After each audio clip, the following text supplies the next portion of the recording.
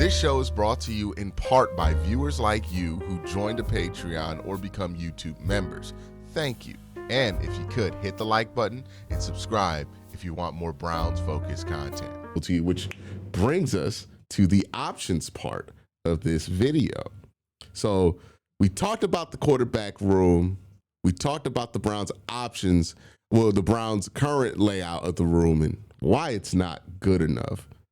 Let's talk about quarterbacks that they could bring in. Let's talk about ways they could bring quarterbacks in, more or less. Okay. There is the first option, which is trading up to an earlier pick to secure a quarterback. There is sitting at 6 and hoping that a quarterback you like is still there, which would include you having a much higher grade on a third quarterback than what most people have, right?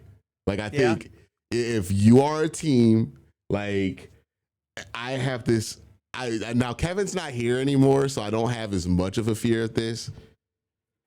But boy, the Browns gave me we think he could be Bo Nix energy, right? When it comes to quarterback evaluation, especially with Kevin Stefanski, where he would fall in love with these guys that, you know, they're the prospects where you say he could be insert a quarterback who's really not that good, right? Honestly, like the one that I was terrified that they would fall in love with was Garrett Nussmeier. Yeah, the Nussbus. Like I thought that was gonna be a Kevin dream. You know, I thought that was gonna be so up Kevin's alley, and I'm like, please God, no. Yeah, from what I hear, I don't think we had to worry about that because he's not really what you would think from watching him. He's more of a freestyler, and.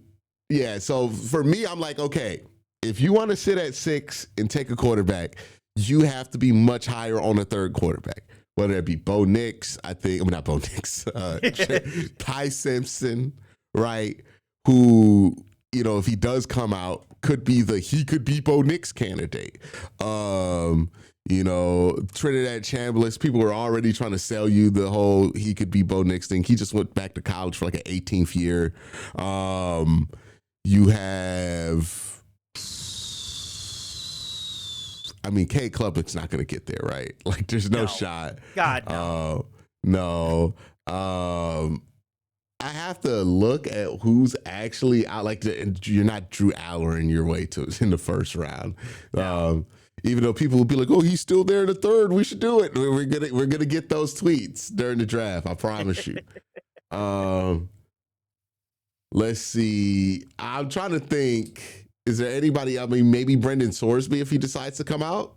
No, I thought he could still decide. He entered the portal, but he hasn't decided whether he's going to come out or not. I think we got 10 more days. Right. I mean, the other ones too. Like you got John Mateer still, but like that's going to be like a third or fourth round guy at best. Again, like Carson Beck. No. Hey, he beat Ohio State. You know what? Good for him. I'm happy for him. Congratulations. I can't wait to see you be a car salesman in 3 years. Like He'll be a coach. Yeah, sure. But no, like the other part of it too for me is, you know, I really think that there's a potential opportunity for the Browns where, you know, I know we talk about, you know, Fernando and Dante, but the other part that I think kind of goes under the radar is because of the magnitude of the quarterback class for next year. You know, you already have, you know, Darian Mensa that's going back to school that'll probably come out next year. You know, you have a bunch of guys coming out next year. Obviously, you still have Arch Manning that's going to be coming out next year as well, probably. But, you know, you have this entire class and Lenore Sellers being one, too, that is getting shifted to next year as well. You know, you have this large class coming out in 2027 that, you know, you could see teams that maybe go down the free agency route and, you know, maybe a team like the Jets that, you know, maybe take that veteran quarterback for a year when they're already loaded up with draft picks. that, hey, you know what? We can make our situation better. We got a hell of a lot that we got to fix anyway. Clearly with 0 interceptions in 2025 for the entire season. We already have enough that we have to fix. Hey, maybe we go ahead and wait for that year in order to get the rest of your roster set up. Mm-hmm. Whereas, maybe they can move back from 2 and you can jump up for a Dante Moore or a Fernando Mendoza, whichever one doesn't go 1. Like, I think that opportunity is more plausible this year than in years past because of the class next year and that opportunity that you have set up in front of you. I'm getting feedback when I talk, Mac. Oh, hold on. Yeah. Is this a little bit better? Let me test. Yeah, it's good. Okay, cool. Right. Sorry about that.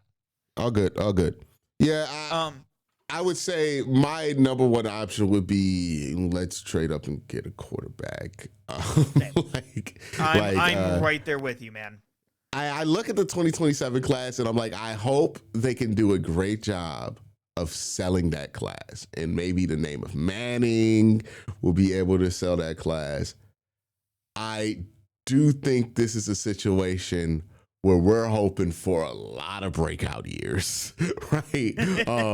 In 2027 that haven't necessarily happened yet. Like if you look at the body of work of all these guys we've been talking about for 2027, it's very possible that body of work won't be there in 2027 and they end up in 2028. Right. Yeah. Lenore Sellers, like he has to come out, but the body of work has been poor.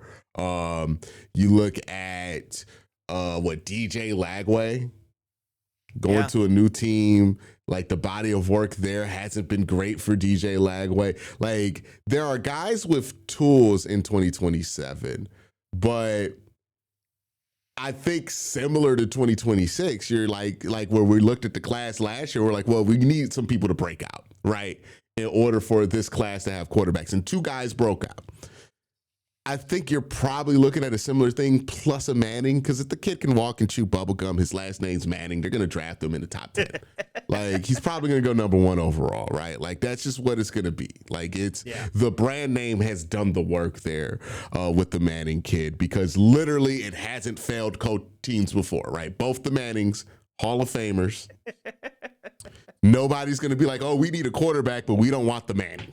Right, like nobody. It's like somebody offering you a Corvette or some shit like that. Like if you're gonna take it, right? Like it's a Corvette. Doesn't mean that it's a good one, but hey, man, it's a Corvette. Like you feel better than somebody without one, right? So I do have my concerns about the 2027 class. I see a lot of players in that class where I'm like, the tools are fun, but then I think once we evaluate them deeper, you start to realize that this stuff's not there. I mean, Darian Mintz is a great example of this, where I'm like, oh yeah, at first glance, he's fun.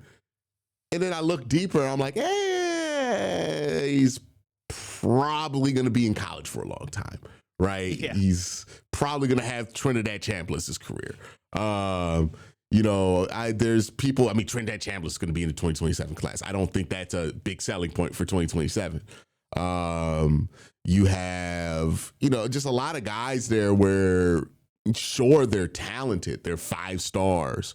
Nico Imaliva, right? But where's the body of work? It's not really there.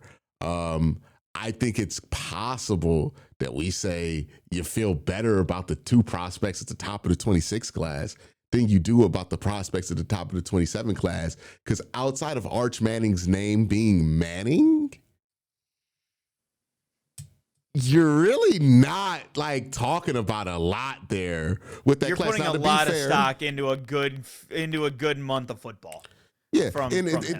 And to be fair, it could be a lot like 2026, where the top guys that we're talking about right now are not the top guys in 2027. But that's kind of my point, right? Is that people are talking about the 2027 class as if it has multiple guys where you're like, yeah, like when we knew when Trevor Lawrence was going to come out, that was going to be a number one. Caleb Williams, right? Like we knew what that was going to be before we were counting down the days to his draft eligibility, right? That's not what's happening with 2027. It is very much a similar thing to 2026 where it's like, hey, there's some guys with traits. They have a good year. It's going to be the year to go get them. But outside of that, that's what we're talking about, right? It's better than like 2025, which was a god-awful year to need a quarterback. I mean, 2025. But it's also not that much different than 2026. Like that to me is like, if you look at how people talked about the 2026 class last year, it is the same exact reasoning about, well, Cade used to be a 5-star, and if he has a breakout year and then he doesn't have a breakout year. Well, Lenore Sellers, he could be, he has all the tools. He's kind of like the DJ Lagway of that class, right? And then it turned out that he didn't put the tools together, and it's like, well, what happens then? So I have no qualms about missing out on 2027 to jump and get one of these two guys, because I think what Mendoza has done is legitimately special. Agreed. And if you have an opportunity to go get him, if teams want to overthink Mendoza, please, like, I will take it.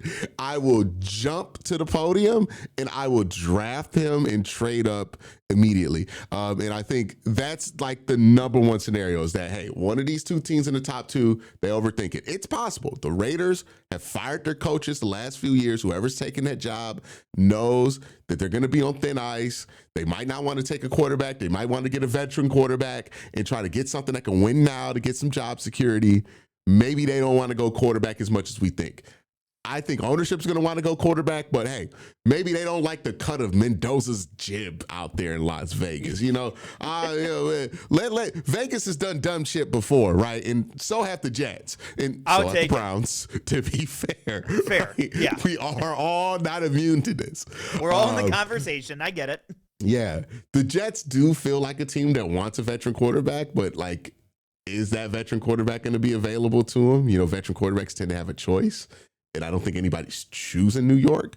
So they might be locked into taking a quarterback, but if they don't want to take a quarterback, if they want to build at, if there's one team that will tell themselves the lie that we could be Philadelphia, it is the Jets, right? Yeah. And I need people to understand this real briefly. There's nobody who's going to do what Philadelphia did, because what Philadelphia did required an unbelievable amount of luck. Like, the amount of players that have fell to Philadelphia to create that run, the amount of opportunities that just landed on their doorstep, it's never going to happen. like you might think you're not going to find a second round quarterback and then somehow be gifted A.J. Brown and then get that incredible trade with the Dolphins to move back and still get Devonta Smith. You're not getting this shit. Like, if you are that's not something you could depend on. But the Jets could convince themselves with all the assets that they have that they could be the Philadelphia Eagles. If one of those teams decides that they want to trade the pick, I'm moving up. I'm taking them. I think the price will probably be a first.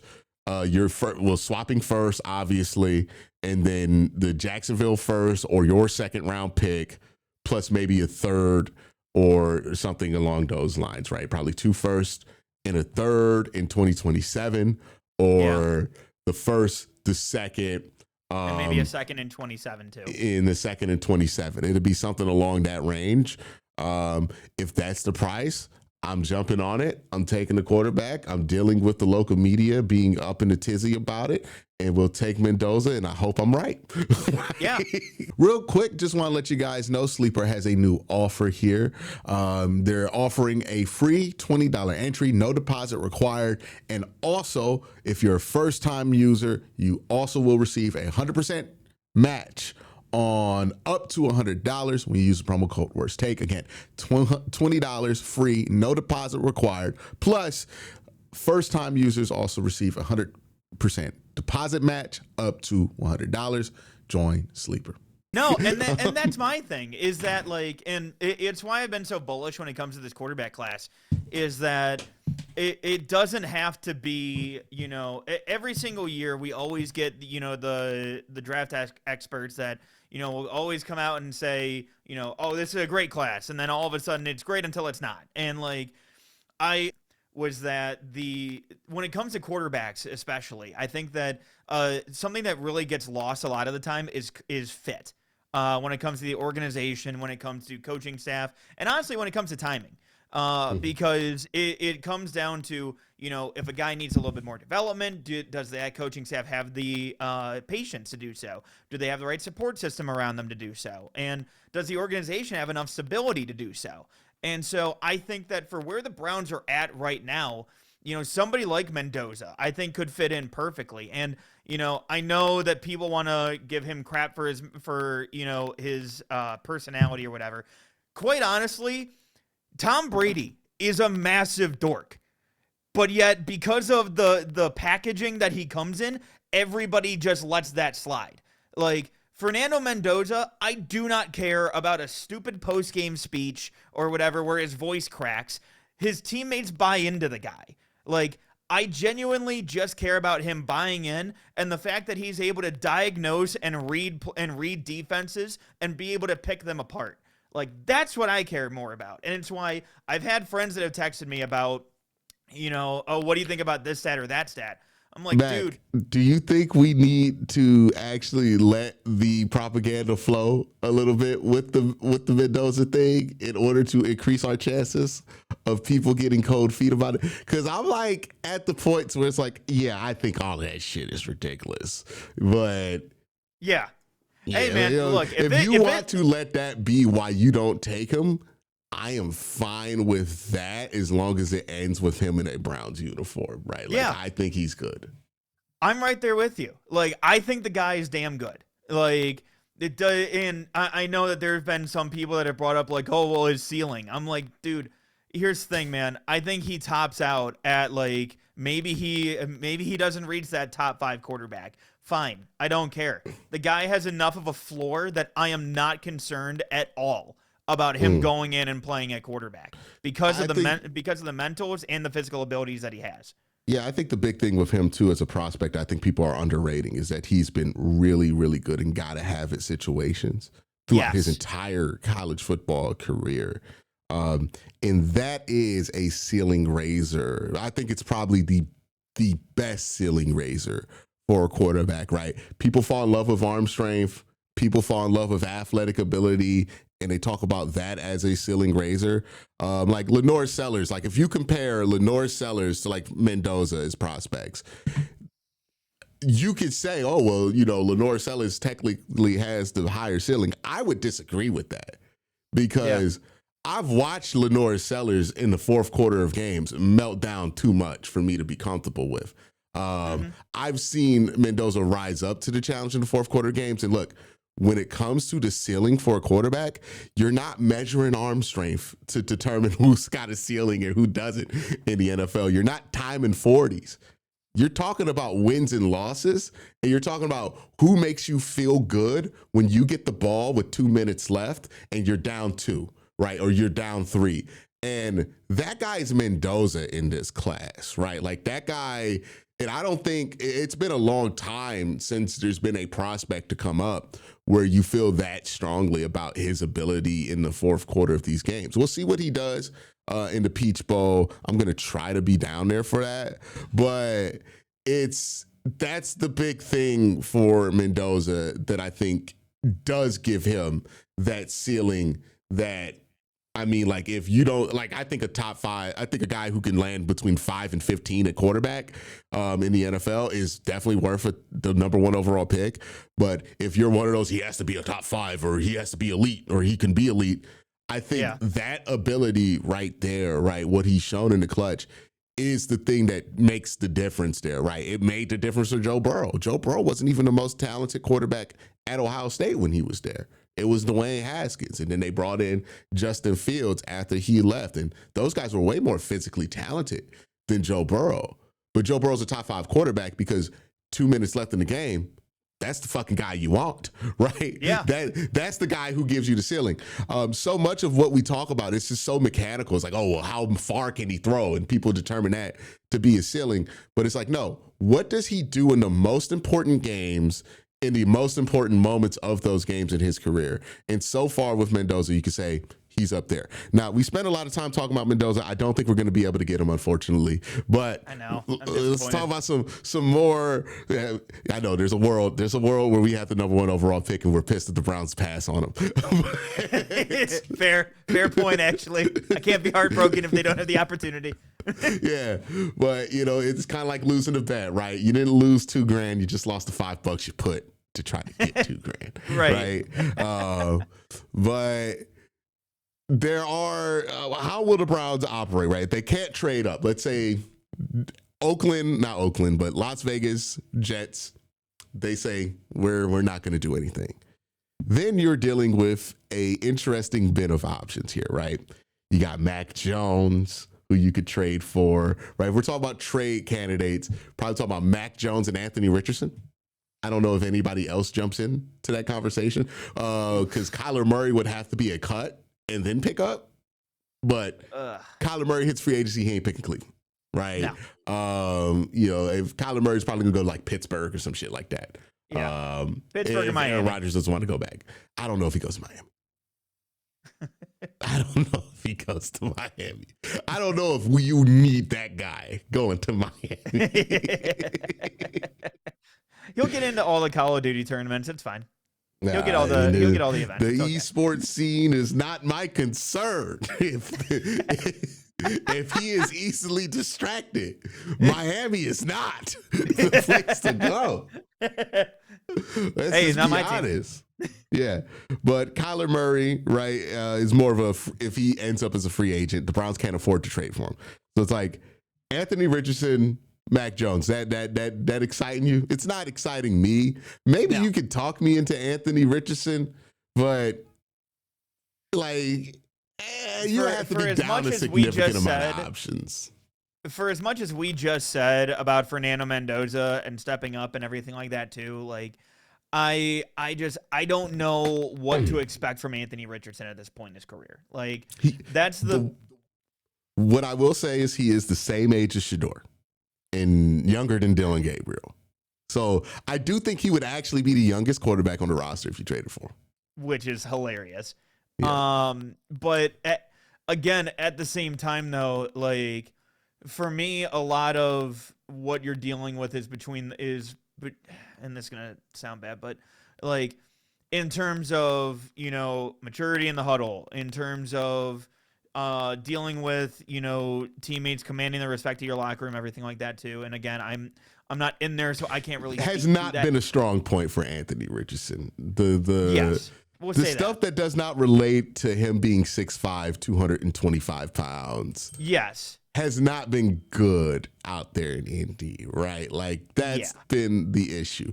Talented person, you can see the talent right away. It's just a question of where is he at mentally and will he be where you want him to be mentally? Again, he's the same age as Shedeur, I think a year younger. Well, almost half a year younger or something great because Shedeur turns 24 in February, right? I don't think Anthony Richardson turns 24 until next fall or something crazy like that. Yeah. So he's a super young guy. And maybe like you could say to yourself, he just needs the Baker Mayfield, right? Where getting moved off a team humbles him and he's able to learn. But I don't think he has the body of work of a Baker Mayfield or somebody at that point. Maybe you could convince yourself this is a Brett Favre, right? There has to be, here's my thing if you go after Anthony Richardson, and this has been my beef with like Shane Steichen with Anthony Richardson, you got to commit to what that is. Yeah. Right? Like if you're going to go with Anthony Richardson, you can't have a quick trigger. You got to be willing to go through some ups and downs. You got to be willing to conform the offense to what he does well. You have to be willing to go all in on him. If you just put your toe in the water with Anthony Richardson, you're going to get nothing back. Yeah. But if you go all in on him, you might get something back, and that might be it might be a exciting result because I mean the guy has all the physical tools in the world.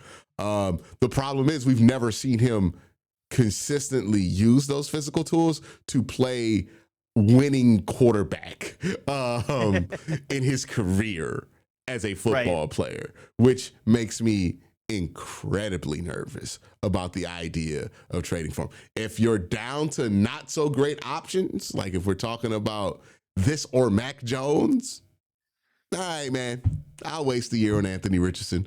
I'm right there with you, man. And but if we're talking about anything better than that, I would love to pursue something better than that. Yeah, no, and I'm right there with you. Like, I don't think that Richardson is a good option, but also I think that you can see the upside there, at least physically. You can understand why you would go after somebody like Richardson, but also it's everything else that is the reason why Richardson is even potentially available to you, which is also the big point of it. If it fails, I'm not going to be surprised, but I'm not going to be upset at the attempt. Like, it's like that one year the Browns were like, let's see if RG3 has anything. I was about to say the same exact thing, man. I was about to say the same exact thing. I wasn't mad at it. I was like, when he made the earth shake for Hugh Jackson. Yeah. I was like, okay, you want to see if RG3 has something? I'm looking at our options, and it's that or start Josh McCown again. Sure, buddy. Why not? Like, okay. That's the most fun option out of all of these. So whatever, right? If you want to go that route and your options are down, okay. Just give up like a fifth. Like if you give up a third, I'm gonna be pissed off. But if you give up anything a fourth or above, I'm gonna be upset. Yeah, we've spent enough third round picks on quarterback in this franchise's history. So yeah, I'm not a big fan of that. I'll tell you another thing I'm not a big fan of. Don't you dare draft a quarterback in the 20s. Dude. For me, it's the top two or nothing. I don't want anything to do with any of the other QBs. I don't want to hear you try to I swear to God, our team is basically kind of like thirsty Twitter, where it constantly is just like I can fix her, we are the person that puts a gold band on a Casio and walks around like, hey man, it could be a Rolex. That's what we do. Like we're the guy who buys the Chrysler 300C and thinks nobody notices it's not a fucking Phantom. That has been the Browns draft strategy. Every year we draft somebody in the 20s and we're like, he could be insert player that's not that good, right? Yeah. Brandon Weeden. Well, he could be, a transitional quarterback. He could be like Matt Schwab. He could be like Brady Quinn. Brady Quinn, another example of like, oh no, he doesn't have the tools to be great or anything, but he could Deshaun be Kaiser. Trent Green, right? Deshaun Kaiser. Oh yeah, we get him on a discount, and we have this addiction to generic serial quarterbacks. It ain't Cookie Chris, it's Cookie. But, we convince ourselves, like with cereal, it's not a big deal if you eat Cookie instead of Cookie Chris, right? I'm not judging. I eat cookies still. I go to Aldi's all the time. But the problem with quarterbacks is it don't work like that. The generic is much different than the name brand. And the Browns will be like, oh, he's kind of like a poor man's this. He's a poor man's that. Drafting a quarterback in the 20s, unless it is a situation where nobody knows what to do with the prospect, right? Like Lamar Jackson, nobody knew what to do with Lamar Jackson. So he ended up going 32nd. Okay, Jalen Hurts win the second round. Nobody knew what to do with him. Okay, cool. If it's a prospect like that, like the Jalen Milroe thing, late first round or wherever you take Jalen Milroe, I understand it because nobody knows what to fucking do with Jalen Milroe, right? So you might have just landed on something, right? None of these prospects I don't know what to do with them. Right. Lenore Sellers would have been maybe the acceptable answer here because he's a true, I don't know what to do, but he's not in this class anymore. So it's like, if Lenore's isn't in this class, there is no real justification for some kind of project that you're going to take. Ty Simpson is not a project, right? Nope. Like Ty Simpson's a finished product coming out of college for the most part. Somebody else, who else is in this class? What if Brendan Sorsby comes out? Maybe you can convince him, but Nussmeier, right? Like none of these guys are unfinished or so raw that you can convince themselves that's why they're available there. I would say if I had to rank it, number one option is trade up for a quarterback, obviously, Moore or Mendoza. My least favorite option is probably Mac Jones. Agreed. I don't like the idea of trading for Mac Jones. I know everybody's going to be like, oh, well, yeah, because the Shanahan juice is all over him. You know, to be fair, Shanahan did the thing with Sam Darnold. He goes to Minnesota, ends up working out, and then he ends up in Seattle. And he maybe people think that this is another Shanahan fix-it project, and that's why they like it. He Mac Jones, though, dog. Like, I don't know. That's my thing is like Sam Darnold back then, and this is like the conversation we have to have in this too, because context gets lost. Because Sam Darnold was a much more highly touted prospect coming out than Mac Jones. He was legitimately under consideration for the number 1 overall pick. Yes. Like Mac Jones, when he got brought up for the 3rd overall pick, everybody was saying, "Excuse me?" Like again, it was that entire class, and just thinking about Mac Jones and the fact that, again, looking back to him as a prospect and seeing him in the NFL, he is a sum of his parts. He literally had to, the year that he was a starting quarterback, his wide receiver won Heisman.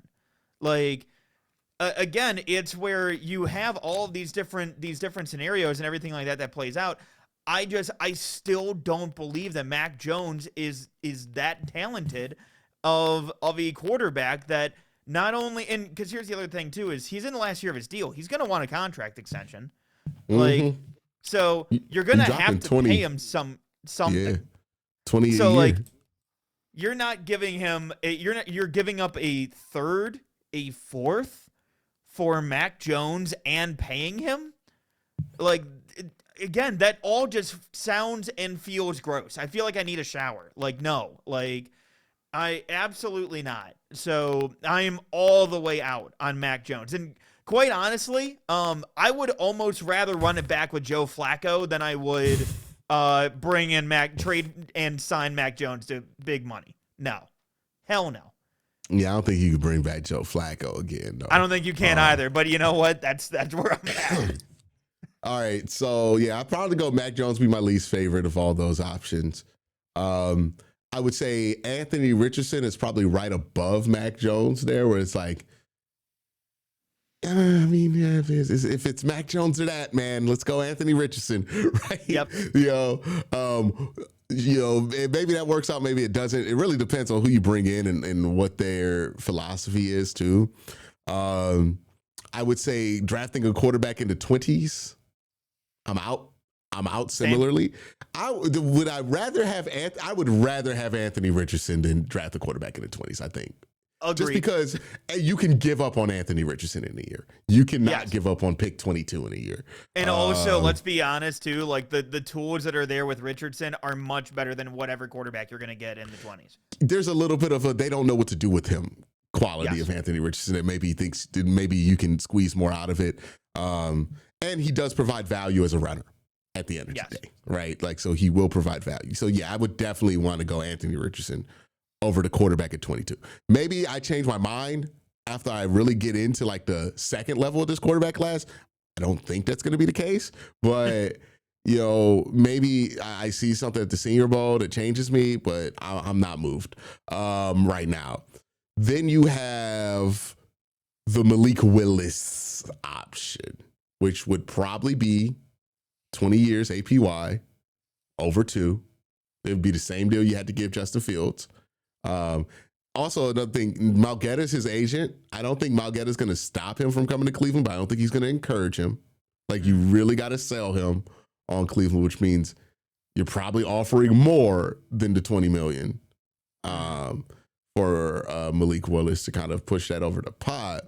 And he's played like 3 games over the last few years. This is one where it's like, usually I'm in lockstep with football nerds. This is one where I'm like, I don't know, man. He's played 3 fucking games, and we're talking about $40 million. Well, and that's the thing is that, like, what I find interesting, too, because, again, like, looking ahead towards this as well, like, Spotrac, they put out their average salary. They calculate the market value and everything. They only calculate $10.5 million for Malik on a 1-year deal. So I know it'll probably be more because, again, quarterbacks are quarterbacks. So, and again, Mulligetta's his agent, so Mulligetta usually does well for his clients. But at the same time, I do think that it's one where essentially kind of like the Fields deal, where it's, hey, we're not going to fully commit to you. Like, we'll allow you to be the guy that can get some starts this season. And then you can hit free agency after this year. And maybe we hit that 2027 class, depending. Or, again, we kind of go from there. I can see him being. The Fields deal was what, $30 million guaranteed.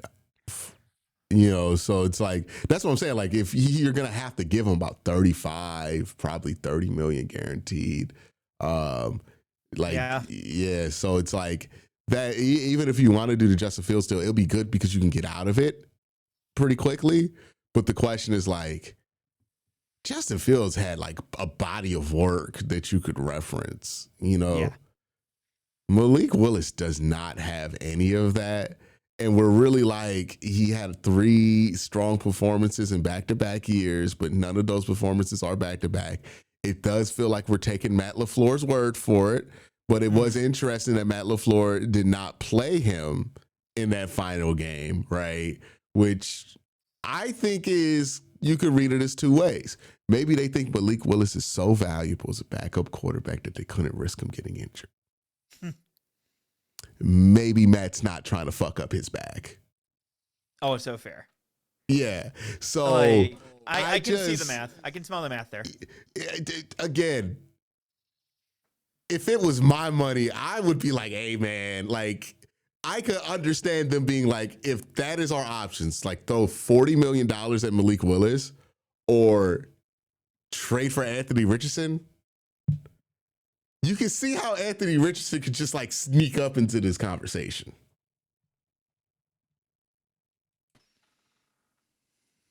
But there we go. Yeah, did you hear me? I just got you back. I heard you. I stopped hearing after you said, "Hey, man." Yeah.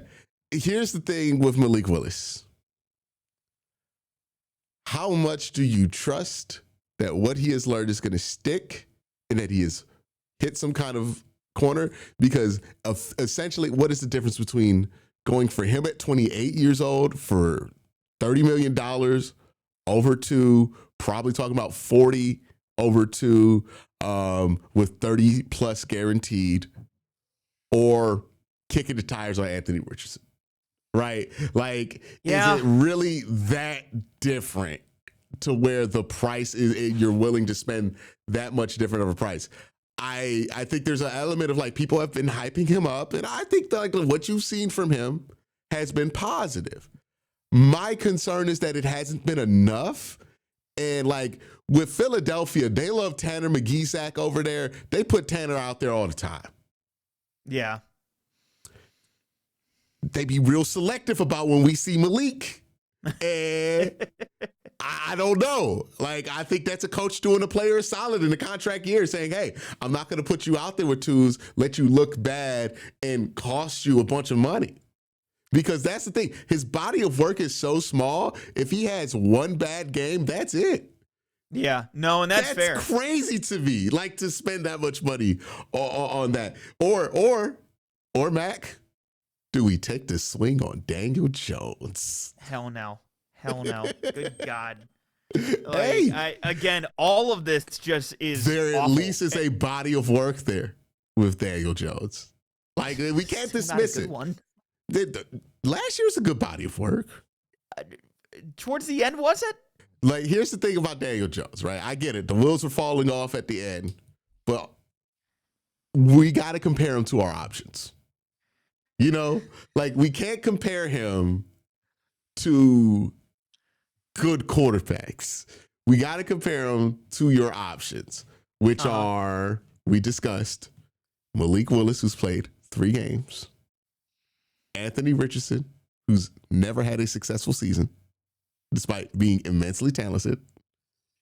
We're comparing him to McCorkle Jones, who we're comparing him to what?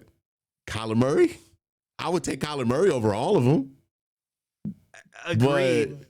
But Kyler Murray's 5'8", and he's getting older, and he's not very interested. He hasn't he hasn't really been all that great since 2021, 2022. Like, that's the other part of it. Like, I think Kyler would have more success going and playing with the Vegas Athletics than he would playing with any team in the NFL. Like, he's better built for baseball, but yeah, no kidding. Is Daniel, like, I think Daniel Jones is a viable option for the Browns, given if they want to spend the $20 million for a prove-it year for him, coming off of an Achilles. Now, that's the thing. Do you want 2 players coming off an Achilles in your quarterback room? Probably not. But again, I don't think Daniel Jones leaves Indy. Yeah. Would you rather go after Daniel Jones or take a quarterback at 22? Oh. You gotta do something. I guess I'd rather give. I hate that I'm saying this. I'd rather go Daniel Jones at that point because there's an easier off ramp. I'm telling you, dog, we're gonna end up in, hey man, Anthony Richardson makes a lot of sense territory here. Yeah, like all of these pathways make you feel less bad about giving Anthony Richardson a chance. Like, it's all I'm gonna say. And I want to make this clear. I don't feel good about giving Anthony Richardson a chance. I'm just saying, if you cannot trade up, you're not that far from being let's give Anthony Richardson a shot here, see if he can beat out Shador at camp. Like, that's what you're sitting. Dude, that camp is gonna be rough, man. Hey, look, I'll give Shador fans this. They will finally have a quarterback that they don't look crazy for comparing their college stats against him. That's, you know what? Fair. Actually fair. When they say that he had a better college career than Anthony Richardson, I will agree with them. Yeah. But it's like, you kind of end up at this place where it's like, you could take a chance on a project. If we're picking between projects of Anthony Richardson and Malik Willis, I don't see much of a difference there, if I'm being honest with you. One, you feel better about their recent body of work on the field for sure. But somehow Anthony Richardson has played more games than Malik Willis. Well, and the other thing, too, to keep in mind is that Richardson has a club option after this year. Like, he has a 5th-year option after this season. So, like, if you trade for him, or no, I think that had to have already been. Who's in this draft class, CJ? Did CJ get paid yet? Yeah, it was CJ and Bryce. It was 2023. 3? So at that point, again. So he has one more year left on that deal, and I think you have to make the decision on the 5th-year option this offseason, so there's no way he's going to get it. Yeah. So kind of similar to what you did with Kenny Pickett. It's not similar. It's the exact same thing. Yeah, actually, it's the same exact thing. Okay, great. Hey, look. I feel better about doing that with Anthony Richardson than Kenny Pickett. Hey, as long as it's for the same cost, I'm cool with it. Significantly better about doing that with Anthony Richardson than Kenny Pickett. Like,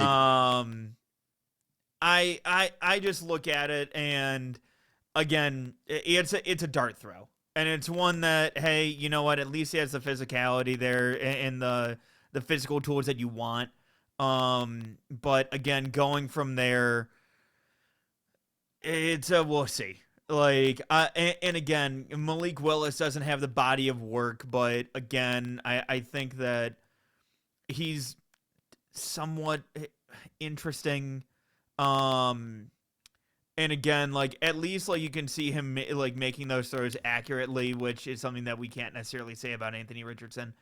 But That's true. Again, it's one of those things where it's what door do you want to open when it comes to all of this crap? Because that's kind of just what this offseason is. Honestly, the cleanest one, like we talked about, is trading up for a QB. If that's off the table, this gets real messy. Man, quick. I wish I was in a world where I was much happier with Shedeur and I could just be like, hey, Anthony Richardson, he can beat him out. And then we could feel really good about Shedeur, right? Yep. And I don't have to spend $20 million for a quarterback in the offseason. I really wish we were in that reality or the reality where we had the number 1 overall pick. Truly, because these options are great here, right, for the Browns. They're going to have to hope for some kind of fortune here.